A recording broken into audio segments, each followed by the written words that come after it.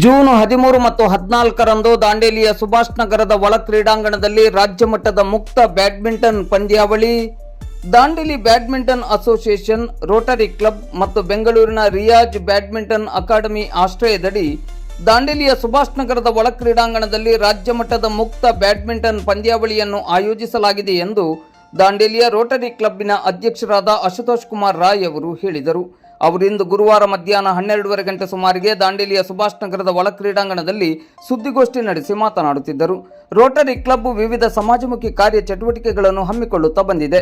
ಅದರ ಮುಂದುವರೆದ ಭಾಗವಾಗಿ ಈ ಬಾರಿ ರಾಜ್ಯ ಮಟ್ಟದ ಮುಕ್ತ ಬ್ಯಾಡ್ಮಿಂಟನ್ ಪಂದ್ಯಾವಳಿಯನ್ನು ಆಯೋಜಿಸಿದೆ. ಈ ಪಂದ್ಯಾವಳಿಯಲ್ಲಿ ರಾಜ್ಯದ ವಿವಿಧೆಡೆಗಳ ಕ್ರೀಡಾಪಟುಗಳು ಭಾಗವಹಿಸಲಿದ್ದು, ದಾಂಡೇಲಿಯ ನಾಗರಿಕರು ಹೆಚ್ಚಿನ ಸಂಖ್ಯೆಯಲ್ಲಿ ಭಾಗವಹಿಸಿ ಕ್ರೀಡಾ ಪ್ರತಿಭೆಗಳನ್ನು ಪ್ರೋತ್ಸಾಹಿಸುವುದರ ಜೊತೆಗೆ ಪಂದ್ಯಾವಳಿಗೆ ಶಕ್ತಿಯನ್ನು ತುಂಬಬೇಕೆಂದು ಕರೆ ನೀಡಿದರು.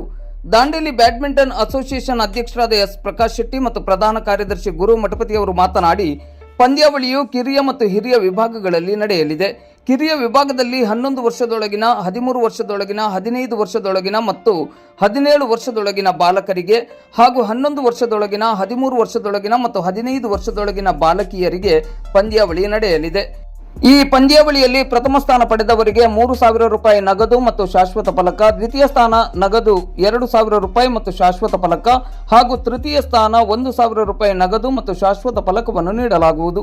ವಿಶೇಷವಾಗಿ ಎಲ್ಲರ ಮನವಿಯ ಮೇರೆಗೆ 9 ವರ್ಷದೊಳಗಿನ ಬಾಲಕ ಹಾಗೂ ಬಾಲಕಿಯರಿಗೂ ಪಂದ್ಯಾವಳಿಯನ್ನು ಆಯೋಜಿಸಲಾಗಿದೆ. ಹಿರಿಯರ ವಿಭಾಗದಲ್ಲಿ ಪುರುಷರಿಗೆ ಮುಕ್ತ ಡಬಲ್ಸ್ ಮತ್ತು 40 ವರ್ಷ ಮೇಲ್ಪಟ್ಟವರಿಗೆ ಡಬಲ್ಸ್ ಹಾಗೂ 80+ ಪುರುಷರ ಜಂಬಲ್ಡ್ ಡಬಲ್ಸ್ ಪಂದ್ಯಾವಳಿ ನಡೆಯಲಿದೆ. ಹಿರಿಯರ ವಿಭಾಗದಲ್ಲಿ ಪ್ರಥಮ ಸ್ಥಾನ ಪಡೆದ ತಂಡಕ್ಕೆ 10,000 ರೂಪಾಯಿ ನಗದು ಮತ್ತು ಶಾಶ್ವತ ಫಲಕ, ದ್ವಿತೀಯ ಸ್ಥಾನ ಪಡೆದ ತಂಡಕ್ಕೆ 6,000 ರೂಪಾಯಿ ನಗದು ಮತ್ತು ಶಾಶ್ವತ ಫಲಕ, ತೃತೀಯ ಸ್ಥಾನ ಪಡೆದ ತಂಡಕ್ಕೆ 2,000 ರೂಪಾಯಿ ನಗದು ಮತ್ತು ಶಾಶ್ವತ ಫಲಕವನ್ನು ನೀಡಲಾಗುತ್ತದೆ. ಕಿರಿಯ ವಿಭಾಗದಲ್ಲಿ ಭಾಗವಹಿಸುವವರಿಗೆ 600 ರೂಪಾಯಿ ಮತ್ತು ಹಿರಿಯ ವಿಭಾಗಕ್ಕೆ 1,000 ರೂಪಾಯಿ ಪ್ರವೇಶ ಶುಲ್ಕ ಇರುತ್ತದೆ. ಈ ಪಂದ್ಯಾವಳಿಯ ಕುರಿತಂತೆ ಹಾಗೂ ಪಂದ್ಯಾವಳಿಯಲ್ಲಿ ಭಾಗವಹಿಸುವವರು ಹೆಚ್ಚಿನ ಮಾಹಿತಿಗಾಗಿ 9019945688 ಇಲ್ಲವೇ 8453777404 ಇಲ್ಲವೇ 9930630527 ಸಂಖ್ಯೆಗೆ ಸಂಪರ್ಕಿಸುವಂತೆ ವಿನಂತಿಸಿದ್ದಾರೆ. ಈ ಸಂದರ್ಭದಲ್ಲಿ ರೋಟರಿ ಕ್ಲಬ್ಬಿನ ಕಾರ್ಯದರ್ಶಿ ಮಿಥುನ್ ನಾಯ್ಕ್, ಖಜಾಂಚಿ ಲಿಯೋ ಪಿಂಟೋ, ರೋಟರಿ ಪ್ರಮುಖರಾದ S G. Biradar, Dandeli badminton association ಪದಾಧಿಕಾರಿಗಳಾದ ವಿನೋದ್ ಬಾಂದೇಕರ್, ರೋಷನ್ ಜಿತ್, ಪ್ರಶಾಂತ್ ಬಸೂರ್ತೆಕರ್ ಉಪಸ್ಥಿತರಿದ್ದರು. Respected media representative, fellow Rotarians and member of Dandeli Badminton Association and Riyadh Badminton Academy, we Rotary Club of Dandeli are proud to organize the State Open Badminton Tournament in association with Dandeli Badminton Association and Riyadh Badminton Academy. The tournament will be held on 13 and 14 June 2026 at the Sports Complex Indoor Stadium, Dandeli. The tournament is open the boys and girls in various categories, and attractive prize money will be awarded to the winners and runners up. We are expecting to participate from talented players, making this a highly competitive and exciting sporting event. The last date of registration is 12 June 2026. Interested players are requested to register at the earliest. For the registration and further details, please contact the numbers mentioned on the tournament poster. I sincerely thank you partners and media friends for the valuable supports. We request your cooperation is promoting this event and helping us make it a grand success. We look forward to welcoming players, coaches, officials and badminton enthusiasts to Dandeli for 2 days for exciting competition and sportsmanship. Thank you for the presence and support. Dandeli badminton association, Rotary club of Dandeli ಮತ್ತು Riyaz badminton academy ವತಿಯಿಂದ ರಾಜ್ಯ ಮಟ್ಟದ shuttle badminton ಟೂರ್ನಮೆಂಟನ್ನು ಈಗಾಗಲೇ ತಿಳಿಸಿದ ಹಾಗೆ ನಾಳೆಲ್ಲ ನಾಡ್ದು 13 ಶನಿವಾರ ಮತ್ತು 14ನೇ ತಾರೀಕು ನಾವು ಇಲ್ಲಿ ದಾಂಡೇಲಿ ನಗರದ ಸುಭಾಷ್ ನಗರದ ಇಂಡೋರ್ ಸ್ಟೇಡಿಯಂನಲ್ಲಿ ಆರ್ಗನೈಸ್ ಮಾಡ್ತಾ ಇದ್ದೇವೆ. ಇದರಲ್ಲಿ ಬೇರೆ ಬೇರೆ ಕೆಟಗರಿಗಳಲ್ಲಿ ನಾವು ಈ ಒಂದು ಪಂದ್ಯಾವಳಿಯನ್ನು ಆಯೋಜನೆ ಮಾಡಿದ್ದೇವೆ. ಅದರಲ್ಲಿ ಅಂಡರ್ 9 ಅಂದರೆ 9 ವರ್ಷ ಒಳಗಿದ್ದಂಥ ಮಕ್ಕಳಿಗೆ, ಅದೇ ರೀತಿ ಅಂಡರ್ 11, ಅಂಡರ್ 13, ಅಂಡರ್ 15 ಮತ್ತು ಅಂಡರ್ 17 ಇದು ಗಂಡು ಮಕ್ಕಳಿಗಾಗಿ ಮಾತ್ರ. ಈ 5 ಹಂತಗಳಲ್ಲಿ ನಾವು ಗಂಡು ಮಕ್ಕಳಿಗೆ ವಯೋಮಿತಿ ಒಳಗಿದ್ದಂಥ ಅಂಡರ್ 9, ಅಂಡರ್ 11, ಅಂಡರ್ 13, ಅಂಡರ್ 15 ಮತ್ತು ಅಂಡರ್ 17 ಈ ವಯಸ್ಸಿನ ಒಳಗಡೆ ಇದ್ದಂಥ ಗಂಡು ಮಕ್ಕಳಿಗಾಗಿ ನಾವು ಬ್ಯಾಡ್ಮಿಂಟನ್ ಟೂರ್ನಮೆಂಟನ್ನು ಆಯೋಜನೆ ಮಾಡಿದ್ದೇವೆ. ಅದರ ಜೊತೆಗೆ ಹೆಣ್ಣು ಮಕ್ಕಳಿಗಾಗಿ ಅಂಡರ್ 11, ಅಂಡರ್ 13 ಮತ್ತು ಅಂಡರ್ 15, 11 ವರ್ಷ, 13 ವರ್ಷ ಮತ್ತು 15 ವರ್ಷ ವಯೋಮಿತಿ ಒಳಗಿದ್ದಂಥ ಬಾಲಕಿಯರಿಗೆ ಕೂಡ ಈ ಒಂದು ಟೂರ್ನಾಮೆಂಟನ್ನು ನಾವು ಇಲ್ಲಿ ಆಯೋಜನೆ ಮಾಡಿದ್ದೇವೆ. ಇದರ ಜೊತೆಗೇ ಈ ಒಂದು ಪಂದ್ಯಾವಳಿಯಲ್ಲಿ ಗೆದ್ದಂಥ ವಿಜೇತರಿಗೆ ನಾವು ವಿನ್ನರ್ಸಲ್ಲಿ ಪ್ರಥಮ ಬಹುಮಾನ 3,000 ಮತ್ತು ಪಾರಿತೋಷಕ, ದ್ವಿತೀಯ ಬಹುಮಾನ ರನ್ನರ್ಸ್ ಅಪ್ 2,000 ಮತ್ತು ಪಾರಿತೋಷಕ, ಮತ್ತು ತೃತೀಯ ಬಹುಮಾನ 1,000 ಮತ್ತು ಪಾರಿತೋಷಕವನ್ನು ನೀಡ್ತಾ ಇದ್ದೇವೆ. ಇದಕ್ಕಿಂತ ಮೊದಲು ಕೂಡ ನಾವು ದಾಂಡೇಲಿ ಬ್ಯಾಡ್ಮಿಂಟನ್ ಅಸೋಸಿಯೇಷನ್ ಮತ್ತು ರೋಟರಿ ಕ್ಲಬ್ ಅವರು ಸೇರಿ ಸುಮಾರು 4-5 ವರ್ಷಗಳ ಹಿಂದೆ ಪ್ರಕಾಶ್ ಶೆಟ್ಟಿ ಅವರ ಅಧ್ಯಕ್ಷತೆಯಲ್ಲಿ ಇದು ದೊಡ್ಡ ಪ್ರಮಾಣದಲ್ಲಿ ಅವಾಗೂ ಕೂಡ ನಾವು ವಿಭಾಗೀಯ ಮಟ್ಟದ ಬ್ಯಾಡ್ಮಿಂಟನ್ ಟೂರ್ನಮೆಂಟನ್ನು ಮಾಡಿ ಅದರಲ್ಲೂ ಕೂಡ ನಾವು ಯಶಸ್ವಿಯಾಗಿದ್ದೇವೆ.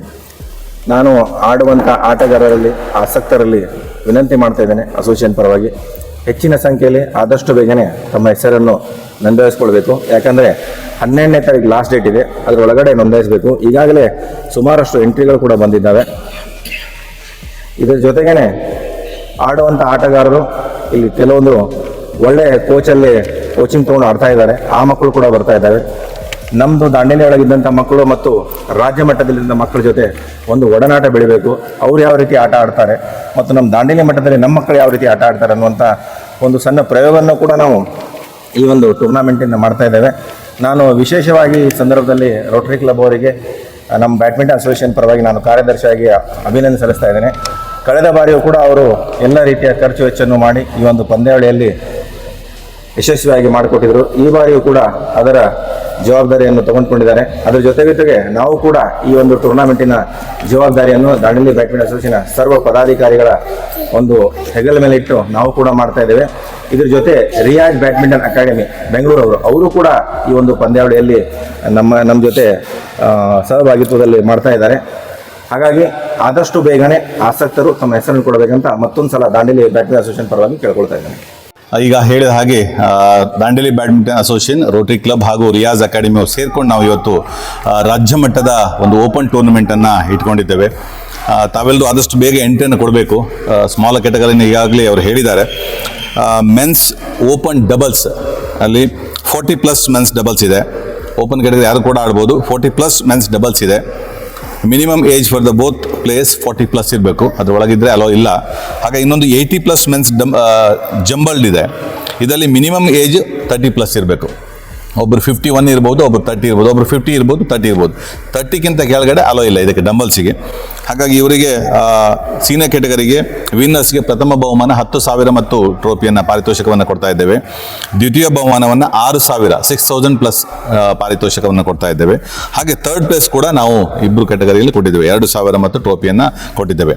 ಇದು ಏನು ಮ್ಯಾಚ್ಗಳು ನಡೀತದೆ, ಮಾರ್ವಿಸ್ 350 ಶಟಲ್ಸನ್ನು ಯೂಸ್ ಮಾಡ್ತೇವೆ. ಮತ್ತೆಲ್ಲ IBA international badminton academy association ಏನು ರೂಲ್ಸ್ ಆ್ಯಂಡ್ ರೆಗ್ಯುಲೇಷನ್ ಅದನ್ನು ಫಾಲೋ ಮಾಡ್ತಾ ಇದ್ದೀವಿ.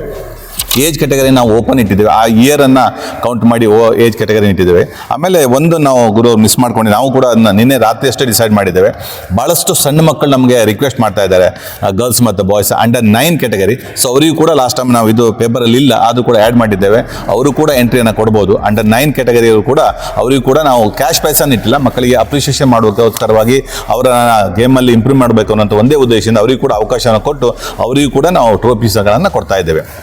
ಹಾಗೆ ಈ ಪಂದ್ಯಾವಳಿಗೆ ರಾಜ್ಯದಿಂದ ಭಾಳಷ್ಟು ಎಂಟ್ರಿಗಳಾಗಿದೆ ಈವಾಗಲೇ. ಶಿವಮೊಗ್ಗ ಇರ್ಬೋದು, ದಾವಣಗೆರೆ ಇರ್ಬೋದು, ಬ್ಯಾಂಗ್ಳೂರು, ಚಿಕ್ಕಮಂಗ್ಳೂರು ಇದೆ, ಮಂಗಳೂರು ಇದೆ. ಹಾಗೆ ಬಿಜಾಪುರ, ಬೆಳಗಾಂ, ಧಾರವಾಡ, ಹುಬ್ಳಿಯಿಂದ ಆದಷ್ಟು ಎಂಟ್ರಿ ಆಗಿದೆ. ಕಾರವಾರ ಸೈಡಿಂದ ಕೂಡ ಎಂಟ್ರಿ ಇದೆ. ಹಾಗಾಗಿ ಆದಷ್ಟು ಬೇಗ ತಮ್ಮ ಎಂಟ್ರಿಗಳನ್ನು ಕೊಡಬೇಕು ಮತ್ತು ದಾಂಡೇಲಿಯ ಎಲ್ಲ ನಾಗರಿಕರು ಕೂಡ ನಮಗೆ ಸಹಕಾರವನ್ನು ಕೊಡಬೇಕಾಗಿ ಈ ಮೂಲಕ ದಾಂಡೇಲಿ ಬ್ಯಾಡ್ಮಿಂಟನ್ ಅಸೋಸಿಯೇಷನ್ ಹಾಗೂ ರೋಟರಿ ಕ್ಲಬ್ ಹಾಗೂ ರಿಯಾಜ್ ಬ್ಯಾಡ್ಮಿಂಟನ್ ಅಕಾಡೆಮಿಯ ಪರವಾಗಿ ನಾನು ಕೇಳಿಕೊಳ್ತಾ ಇದ್ದೇನೆ. ಧನ್ಯವಾದಗಳು.